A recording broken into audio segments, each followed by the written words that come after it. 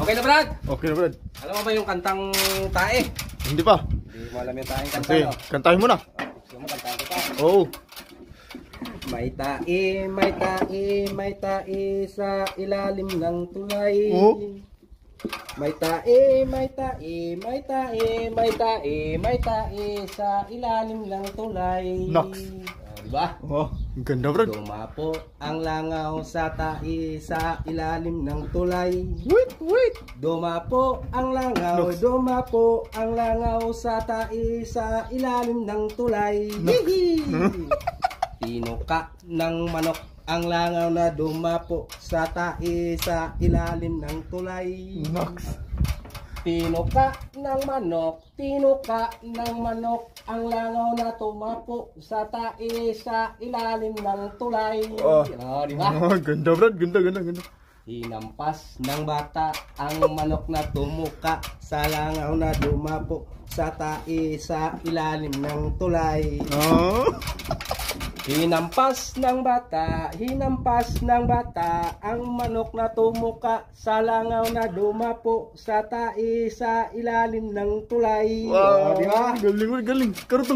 Kinurot ng tatay ang bata na humampas sa manok na tumuka sa langaw na dumapo sa tae sa ilalim ng tulay. Sige. Di ba? Oh, di ba? Paghirapan mo sarili mo. Kinurot ng tatay ang bata na humampas sa manok na tumuka sa langaw na dumapo Naputol, sa Brad, ilalim ng tulay. Di ba? Nawala ng hangin, Brad. Karugtong. Di ba? May karugtong yun, Brad. Huwag mo putulin, Brad. Nagalit ang tanod na kumurot sa tatay na humampas sa bata sa manok sa ilalim ng tulay. Natatawa kasi ikaw eh. Sige, hindi ako tatawa rin. Naubusan ang hangin.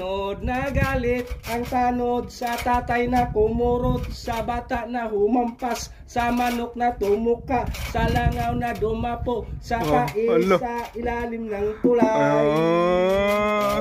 Meron pa. Nagalit si Kapitan sa tanod na. Sa tanod na nagalit sa tatay na kumurot sa bata na humampas sa manok na tumuka sa langaw na dumapo sa tae sa ilalim ng tulay. Di ba? Sabi ko sa'yo Brad. Hawak yan eh. Mahaba pa. Kumplitohin mo na. Ha? Kumplitohin mo na. Kunti na lang pitura eh. Ubusan ako ng hangin eh. Ubusan ka na hangin? Hindi na klase.